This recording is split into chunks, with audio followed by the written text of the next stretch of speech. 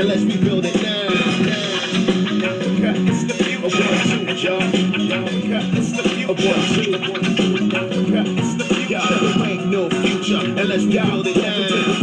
United States, Africa, we salute ya.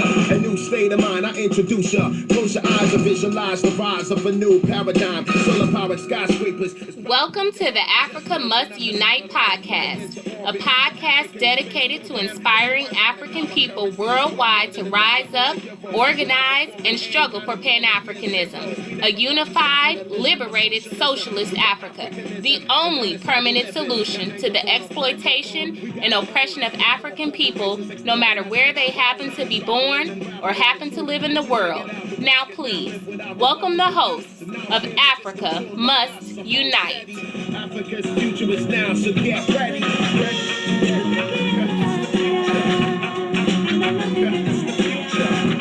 Revolutionary and Pan-African greetings. I'm Mama D. And I'm Brother Tokes Adiwale. And this is Africa Must Unite podcast, and we are the Pan-African Revolutionary Socialist Party. And we are happy to be with you again. Podcast number 72, Tokes. That's right. That's right. So I'd like to maybe begin with just some important calendar dates for the month of April. Excellent. We hope everybody has a copy of the calendar, but these are just a few dates that I'd like to point out. One is there was a conference in the Bandung Conference in Asia.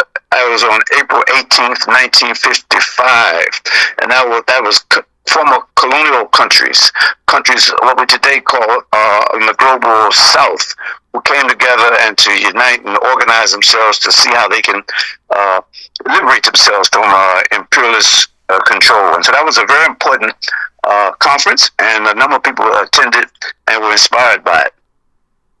Then, of course, April 27th, we lost a sergeant for Dr. Kwame Nkrumah. He died at 63 years old. He was said to have died from prostate cancer, but some of you may recall that Emil Cabral said that Nkrumah really died from the cancer of betrayal. I know that's right. Because people, just worked against him and tried to undermine him. Then we have Winnie Mandela. That was she passed. She joined the ancestral abode on April 2nd, 2018. And Winnie Mandela was a very revolutionary leader in South Africa.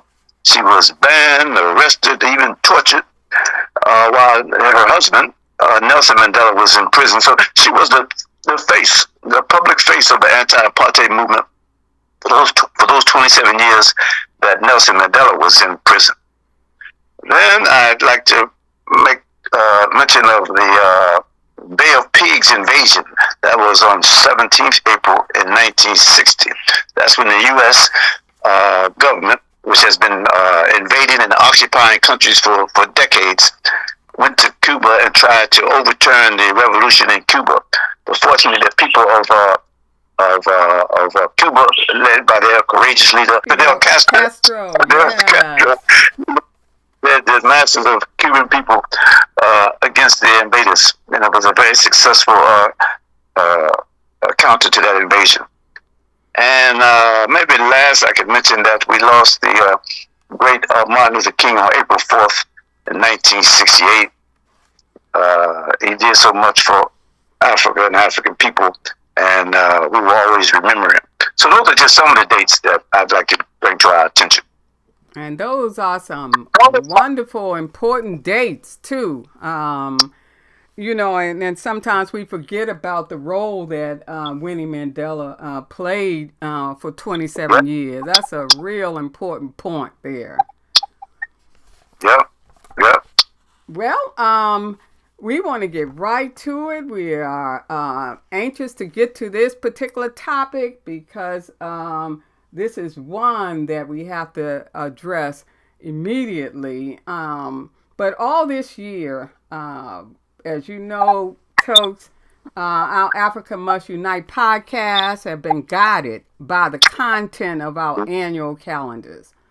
And the focus of our calendars are always guided by what we in the Pan-African Revolutionary Socialist Party perceive as the most pressing issue confronting our people worldwide, the most pressing issues standing in the way, actually, of our liberation. So this year, perceiving the need for our people to unite around one ideology in order to more effectively and quickly bring about our liberation, Pan-Africanism, our focus is on Nkrumaism. It's the ideology that we believe should unite all African people. It's the ideology that we believe shines the way forward to our liberation.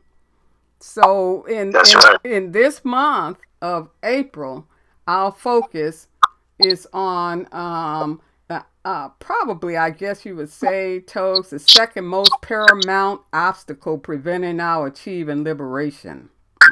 And that's neo-colonial puppets. That's so right. We want to start by reading actually what we wrote for the month of April in our calendar 2024. And it's entitled Neo-Colonial Puppets. And we start with the quotation from Kwame Nkrumah in Handbook of Revolutionary Warfare. And he writes, "The struggle against puppet governments is the basic condition for the survival and development of a genuine liberation movement in Africa. We must accept the challenge and fight to destroy this threat to our future as a free and united continent." End of quote. So we wanted to start with that. And then what we have for the month of April that was written is this: leadership matters. Unfortunately, the crop of leaders who have been holding positions of power and authority in Africa since the dawn of political independence has been a complete disgrace. They have only served to facilitate the economic exploitation, dependency, and underdevelopment of Africa at the hands of imperialism. There have been a number of notable exceptions, though. For example, Kwame Nkrumah of Ghana, Ahmed Sékou Touré of Guinea, Thomas Sankara of Burkina Faso, Modibo Keïta of Mali, Muammar Gaddafi of Libya, and a handful of others. However, each of these exceptional leaders was either assassinated or overthrown with the assistance of our neo-colonial masters. Instead, we have been left with African leaders at home who have done all they can to amass humongous amounts of wealth for themselves and their families at the expense of the suffering masses of African people. So that's what we wrote for the month of April, as you know, Toes. And today we would like to go into a little more detail about neo-colonial puppets. And I guess the first question we might all have is just to give us a few more details about these puppets that are existing and stopping us from liberating ourselves. Right. Well, I think the main thing is that these are leaders have no vision, no courage, no faith in the masses of the people.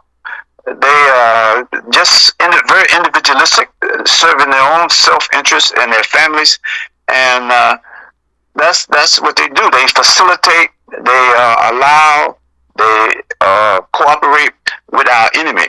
They make sure that the countries in the industrial north, the imperialist countries, the capitalist countries, have every opportunity to take our resources, take our land, and exploit our labor. This is what they've been doing for so long, and that's, I think, how you define them. And that's you know, that's incredible. I think the word that you mentioned is just individualistic and selfish. So I mean, you don't have any concern for your people. Your people might not have running water, might not have electricity or intermittent electricity. It's a whole slew of problems. And, you know, we used to talk about Equatorial Guinea and the son of the leader there, and the leader himself going to France and videotaping themselves, buying these expensive suits and stuff, and didn't even have the people didn't even have running water. So you know, you got these crops, just like you said, and as you mentioned, a long history. Even I think you noted one time, beginning even before African independence, of African puppets, you know. They were groomed in that way, you know. The really reactionary leaders, the leaders who I think the imperialist countries could see would do their bidding, were chosen, selected, financed, supported, encouraged. And those who, of course, would not do the bidding, they were vilified and kind of assassinated by character. So it goes, way back. You know, some leaders, you could tell, they're early on, even before independence, you could see by their associations. Someone like Kwame Nkrumah was associated closely knit with people like George Padmore, and of course, his greatest book he ever read was Marcus Garvey. You know, that kind of thing. So that's how they were influenced. But the reactionary puppets have no such associations and don't make any reference to anybody that's Pan-African or progressive. So they've been. If you just look at the independence movement, those that had goals that were antagonistic to the people's interests were the ones who were selected and supported. I think about that such a important point, because the capitalist going to vet you. You know, so, you know, you call vetting. Make sure that you are a person who can be, as you said, Toads, groomed, you know, to play this treacherous role, you know, against their own people. That's an important point. And, you know, one of the things you mentioned before is that luckily today, well, because, you know, we are doing what our historic role is, and that is to politically educate the youth. You have a crop of youth coming up challenging organizationally and individually these neo-colonial puppets, and that's great news. Yep, it really is. You see it now. You know, it used to be you have a coup, some of the coups were right wing or middle of the road, but all the recent coups have been very progressive, Pan-African, and they're immediately uniting, and they're being vilified, of course, as usual. But that's, I think, fairly new. Before, you had so many right-wing coups, and they were just designed to to transfer power from one reactionary group to another. But now this is quite different and very encouraging. Very encouraging. And you know, Niger just confirming that they're kicking the U.S. out of Niger, and the other thing about creating regional blocks in some areas, you know, to protect themselves. Very important too, isn't it? Yeah, it really is, and you know, because what the puppets are doing, allowing U.S. bases in their country. We have it even in Ghana, and you see it in other countries. They're allowing for, imagine, a base in their own country. Even in Ghana, I've even been.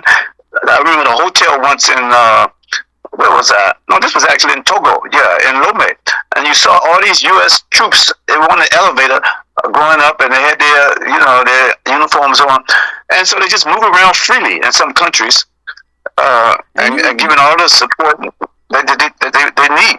And you bring us right to that next point that I hope you would speak on, and that is a few of the current examples of neo-colonial puppets that exist at home. Yeah, I can use about. I'm in Ghana, and our own country, this president Nana Akufo-Addo, he allowed for the U.S. presence, and he's obsessed with the private sector. You mentioned earlier how water and all these public facilities, electricity, is not available because they privatized so much of it. And so, for example, in Accra, Ghana, you see these luxury flats going up everywhere. But they're very expensive, and they can only satisfy the housing for a small minority. But so it's very little done for public housing. And so millions of Ghanaians are just homeless. They live in these, what they call kiosks, something made of cardboard or metal, and with no electricity, no water. But the private sector flourishes that satisfy the interests of just a few. And so I would say, Ghana's President Nana Akufo-Addo, even the guy in Kenya, I mean, these are just examples. We got a guy named William Ruto. He's a multi-millionaire. He's worth $450 million. So that gets back to the accumulation. He's had so many government positions, cabinet positions, and so while they're in power, he was minister of, I think, agriculture and all. And so while you're there, you provide contracts for private corporations, and you just keep the money yourself. But even worse than that, recently you may know that Kenya has agreed, thanks to U.S. pressure, to send troops to Haiti to address this so-called gang warfare, gang violence. But Kenya and Nairobi in particular has more gang violence than you can find anywhere else. Sad. So how do you can't solve gang violence in your own country, but yet you're going to some other country to. But it's here again. It's money, because he's been offered $600 million to go to Haiti. Yeah. So this is the essence of public leadership. Yeah. Exactly, and just such significant points, Toast, and just the wealth that you find in some of these countries. Is it true that oil is discovered off the coast of Ghana now? Yep. And it's going in the pockets of a handful. These African leaders, they just are super rich. But it's not new. This guy, Jomo Kenyatta, was worth $500 million before he passed. So that's what they do. They just accumulate wealth at the expense of the masses. Unlike, say, again, we keep using Kwame Nkrumah. This man died without even owning a bedroom. I mean, it's just amazing. No wealth, nothing. He's just there serving the people. But these leaders, because they're puppets, and they're serving their foreign masters, this is how they operate. It's so sad. It's so sad. But it sadness gets us nowhere. They have to be, and as we'll talk about a little later in the months, we're going to talk about these coups d'etat. They have to be gotten rid of.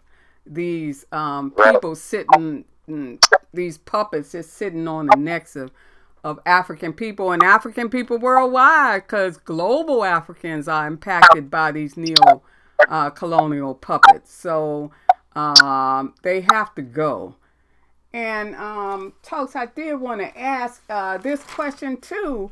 When you think about it, and I was trying to think about any state in Africa today, and we say state because we are talking about a United States of Africa that's going to save African people, that's going to bring about our independence, our liberation, our survival. And any of these states that are there today seem to be all neo-colonial states.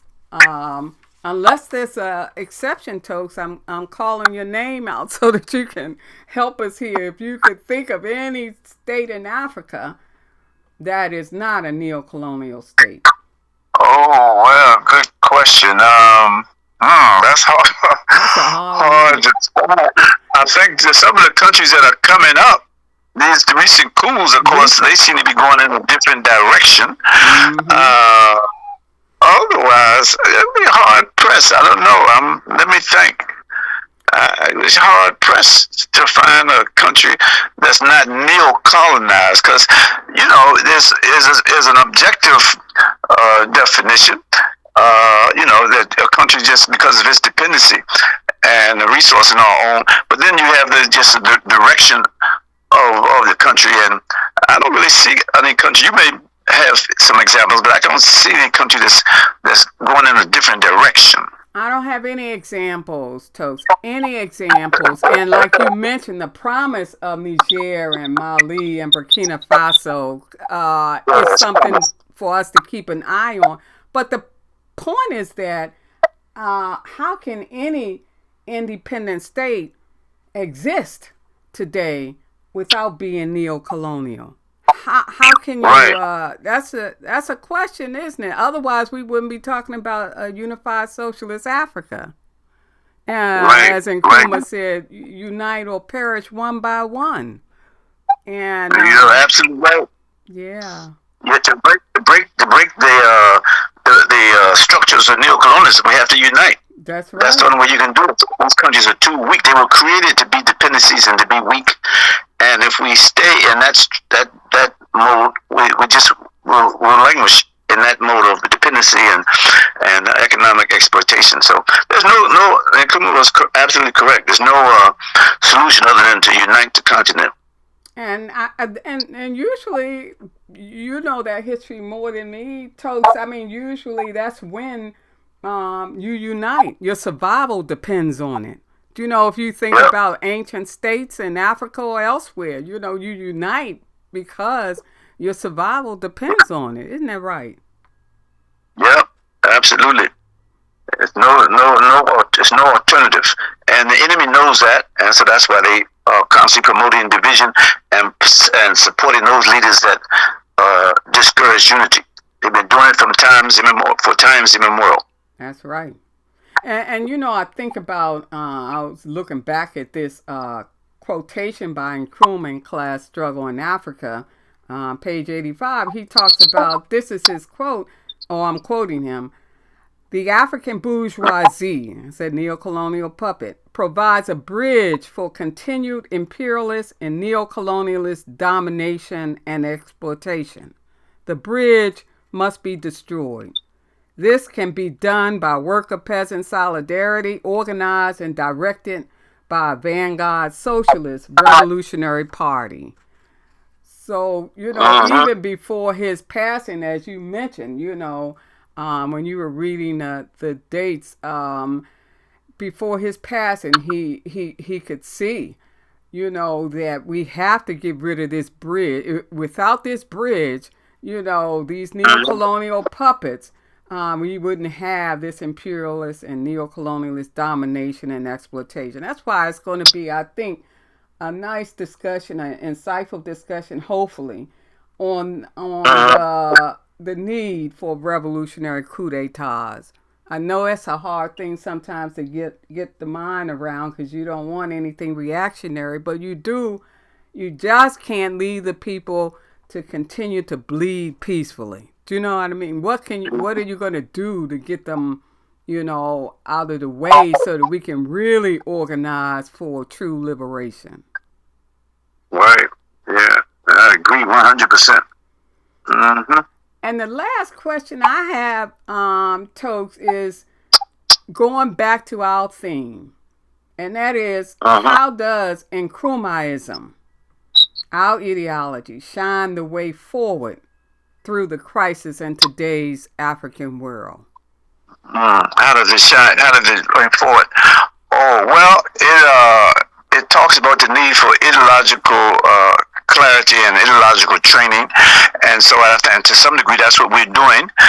We're trying to contribute to that ideological development so that we can develop a new crop of leaders who have new sort of ideas, revolutionary Pan-African ideas. So Nkrumaism, one of its main objectives is to develop the ideological understanding and appreciation and consciousness of African people. Yeah.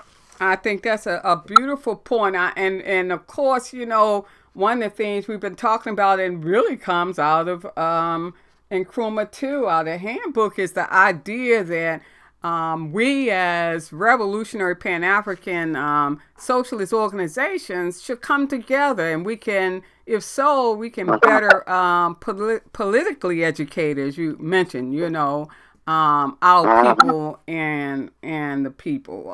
So that's another point too. You know, what did he call it? The AACPC coming together, and his good point of not relying on the head of state, but talking about revolutionary organization combining and coming together and organizing, because you can't depend on those leaders. And as we mentioned, you know, the whole idea of destroying that bridge, you know, getting rid of those neo-colonial puppets, and organizing our people. So yeah, and Nkrumaism shines the way, the ideology, the blueprint for how we can go about liberating ourselves. And as you mentioned, the first thing is political education. You got to know who you are as a people, and you got to know who your enemy is. You got to know what your objective is. Then that's going to help you to survive. We say Pan-Africanism, a unified socialist Africa. We got to know our strategy. We got to organize. Organization is the key. And we got to know tactics, and tactics change. And so at every point in our history, we got to say, what's the best tactic that's going to help us reach our objective? Right. And of course, one of the things we're talking about in as well as political education is the need to get rid of this bridge, these neo-colonial puppets, so that we can facilitate our liberation. And Nkrumaism shines the way. Absolutely. So everybody, next month, which is May 2024, we'll be discussing our next topic, which is the enemy's impact on African people. That's right. And meanwhile, visit our website, Pan-African Revolutionary Socialist Party.org. Email us at panafricanrsp@gmail.com. Like us on SoundCloud.com. Visit us on YouTube. And leave comments on our Facebook page, www.facebook.com/Pan-African Socialist /. So remember, organization is the key. Join us, the Pan-African Revolutionary Socialist Party, or some other revolutionary Pan-African socialist organization. The Union of African Socialist States is on the horizon. And we're going to end this podcast with listening to M1 and Dead Presidents. It's a little dated song, but it fits this podcast so well, called Real Revolutionaries.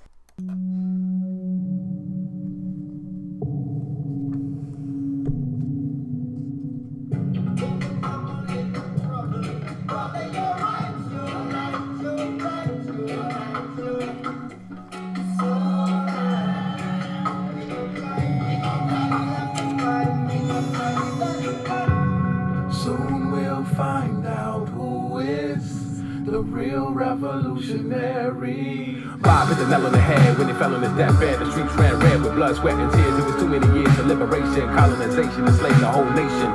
Cecil stole that, called it Rhodesia. Too many white folks catching amnesia. How convenient, history is not an agreement. I guess it's based on how you see it. Now we're wrong, who got is right, we gotta fight. It's related to the Africa. Africa's our land, the future's in our hands. Now here's a list of our demands. Reparations for what you stole. The people, the land, the diamonds, the gold. Stop the bombing us, Neo-Colonial, Uncle Toming us, selling us your empty promises. Yo, economists propagandizing what time it is. Fuck that digital shit. Back up off our nuts a little bit, and let's take it back to the futuristic. I testify as a material witness. These motherfuckers is too sadistic. If you got some melanin, you can get with this. X that, if you hear this, that's the business. Africa, the rightful land of we forefather. Was stolen away by thief and robber. The invade will and take away the silver. They take away the own, but not the culture. You take a little thing, black man a fight for. We want back the land of we forefather. Christopher Columbus was a rascal liar. To be quite precise, he was a friggin' robber.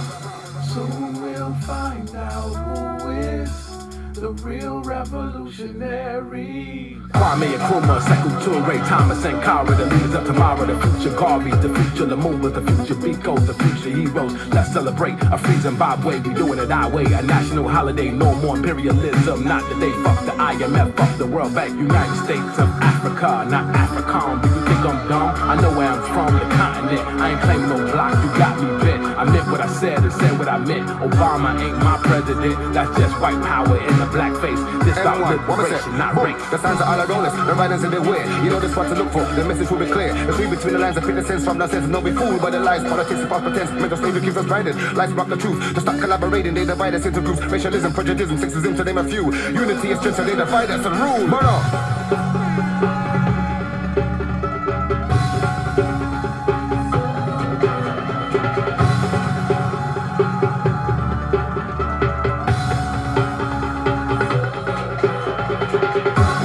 Let me see you stand up. Put your hands up. Let me see you stand up. Put your hands up. Let me see you stand up. Put your hands up. Let me see you stand up. Put your hands up. Let me see you stand up. Put your hands up. Let me see you stand up. Put your hands up. Let me see you stand up. Put your hands up. Let me see you stand up. Oh, if we trust them and them a move so illegal. Them kill the innocent over the island with diesel. Them wicked and deceitful, and I go and let them regal. Free money is inevitable. We tell you say we wanna be free.